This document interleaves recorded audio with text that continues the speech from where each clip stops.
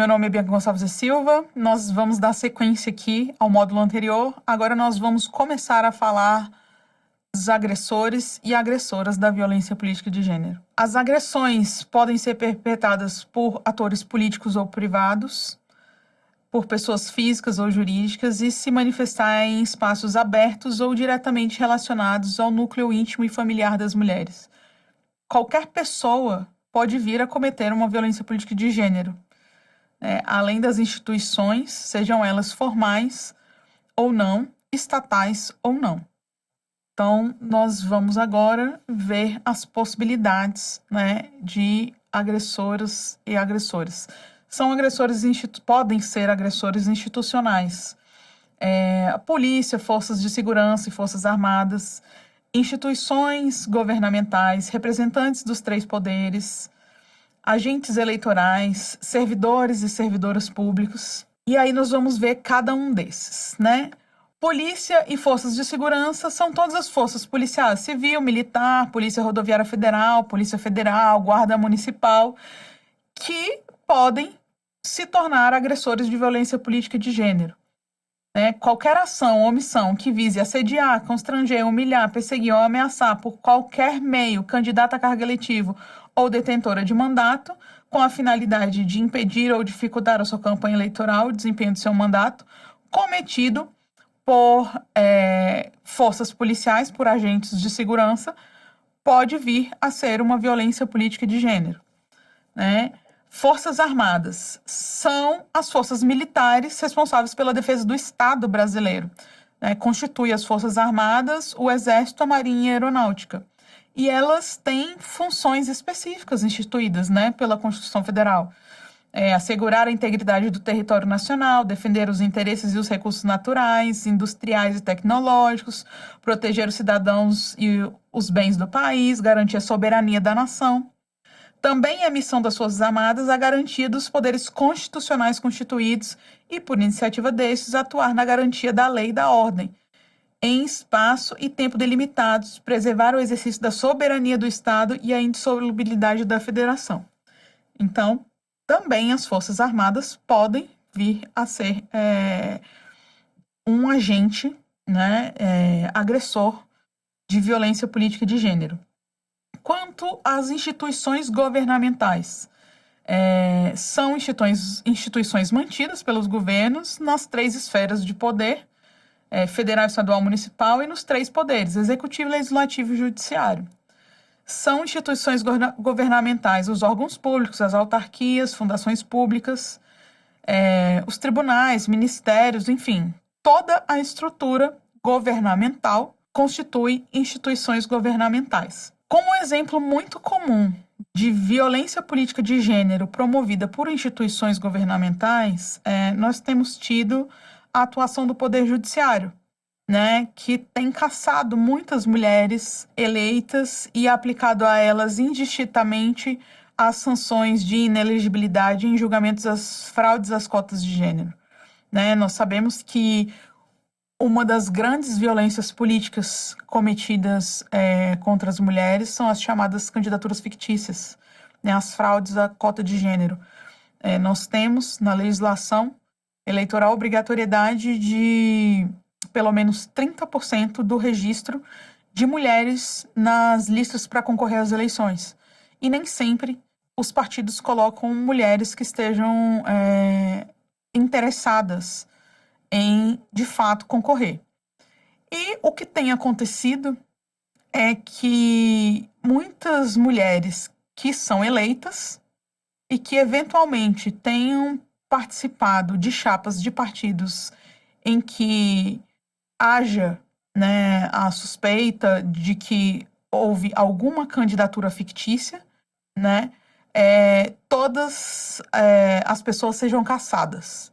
Então, mesmo que uma mulher seja eleita, ela tem o seu mandato cassado pela fraude cometida por outra pessoa, por pessoa que talvez ela não tivesse nem conhecimento. Então, essa tem sido uma discussão levantada, porque algumas pessoas discordam, mas, enfim, nós temos debatido muito esse tema, no sentido de que a fraude, a cota de gênero, a mulher eleita, ela não pode pagar, né? Ela não pode pagar com seu mandato, sofrer uma cassação e ainda ter imputada contra si a inelegibilidade se ela não praticou a fraude, né? Tanto não praticou a fraude que foi eleita. Então, o instrumento para se coibir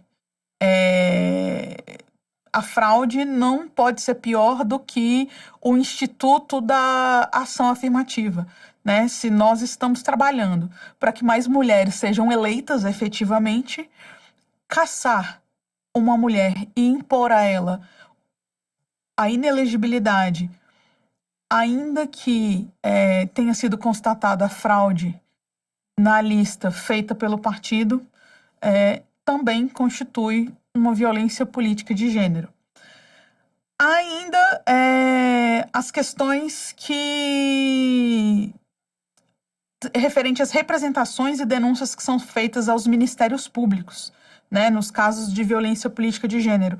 Nós temos tido algumas informações de que pessoas, né, candidatas, mandatárias, enfim, pré-candidatas, em sua grande maioria mandatárias, têm sofrido violência política de gênero e denunciam esses casos, né, ao Ministério Público.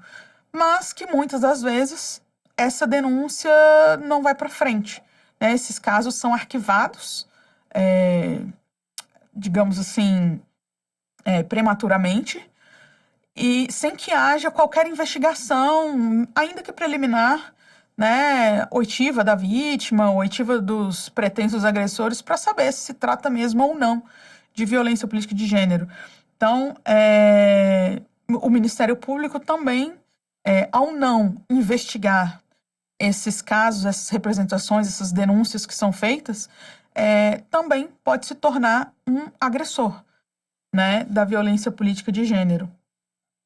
Lembrando que no Poder Judiciário nós temos o CNJ, né, tem o protocolo de julgamento com perspectiva de gênero, né? Então, as situações devem ser analisadas com base nesse protocolo. O Ministério Público, o CNMP, ainda não tem um protocolo instituído, tal como o CNJ, mas já há uma resolução com indicativo de que também precisam ser observadas as perspectivas de gênero ao analisar essas situações, né?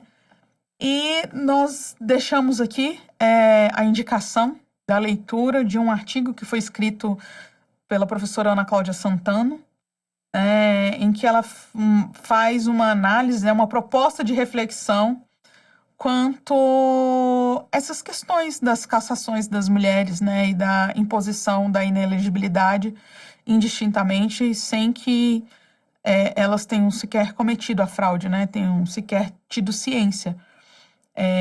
Então, nesse sentido, a gente convida todas as pessoas a lerem para poder refletir conosco, né, sobre essas questões. Há ainda casos em que as instituições governamentais não garantem às mulheres o pleno exercício dos seus direitos políticos, né? Um caso que tem sido falado com alguma frequência, né, porque ainda há câmaras municipais e estaduais que não têm a previsão de licença maternidade, é o caso das mulheres, que no exercício de seus mandatos não tem esse direito previsto nas legislações municipais ou nos regimentos internos das casas, né? Então, elas, em tese, não poderiam gozar dessa licença, né? Na Câmara Federal, por exemplo, nós, apesar de ter, desde a CLT, né, que é muito anterior à Constituição de 88, a previsão da licença maternidade para qualquer empregada, empregada no sentido, né, de pessoa que trabalha de carteira assinada, enfim. Na CLT já havia essa previsão há muitos anos. E a Constituição Federal de 88 também trouxe a possibilidade da licença maternidade e da licença paternidade para a Constituição. Porém, No regimento interno da Câmara Federal, da Câmara dos Deputados, não existia nada sobre isso, né? Então, a deputada Jandira Fegali, por exemplo, em 1993, quando estava grávida, teve que lutar muito para conseguir gozar a sua licença maternidade, né? Então, ela foi a primeira, lá em 1993, a ter o direito de tirar essa licença maternidade. Mas apenas em 2003, vejam bem, né? 10 anos depois é que o regimento interno da casa contou com essa previsão expressamente, né? Mas a despeito de existir no regimento interno da Câmara a possibilidade da deputada federal gozar da licença maternidade, constava ainda no painel do plenário que aquela parlamentar que estivesse no gozo da sua licença maternidade, ela estaria ausente, né? Então, isso era uma pecha que se colocavam nas mulheres, mais uma violência sofrida pelas mulheres, porque seu eleitorado, né, se perguntava, existem alguns prêmios, inclusive públicos, né, que falava, vamos verificar aqui a assiduidade dos parlamentares, e se faz um ranking, se premia, né, os melhores deputados, os menos faltosos e etc. E como constava a ausência, as mulheres que estavam em gozo das suas licenças de maternidade, elas eram tidas como faltosas, né? É como se elas não cuidassem dos seus mandatos, como se fossem desleixadas, né? Então, isso era uma outra violência sofrida pelas mulheres. Apenas em 2021 foi que a licença maternidade passou a constar nos painéis de votação da Câmara, e não mais como ausência parlamentar, né? Então, nós vemos aí que, inclusive, no exercício dos mandatos das mulheres, ainda há uma dificuldade, né? Um outro caso de violência política de gênero que existia e que naquela época não se dava esse nome, né? Porque, enfim, é uma questão quase que era uma questão quase que naturalizada, é que no plenário do Senado também não havia banheiro feminino, né? Então é quase que se dissesse para a mulher: aqui não é o seu lugar, né? Esse espaço não foi feito para você. Então, essas são algumas violências políticas institucionais, né, feitas cometidas por instituições governamentais, que nós podemos ver quase que de forma naturalizada, né? Com muita luta, a gente vai avançando em alguns pontos em relação a essas violências institucionais. Ainda temos muito que avançar, né? Cotidianamente, vários parlamentares sofrem nas câmaras municipais, né, são cerceados dos seus direitos de falar, têm seus microfones cortados, o que é uma violência simbólica também muito grande. Outros parlamentares, né, falam sobre suas vestimentas, fazem piadas jocosas com os seus corpos, enfim. Ainda há muita violência política de gênero que são perpetradas tanto por pessoas, né, como por instituições. Então, no próximo bloco, nós vamos dar sequência e continuar a falar sobre quem pode ser agressor ou agressora da violência política de gênero.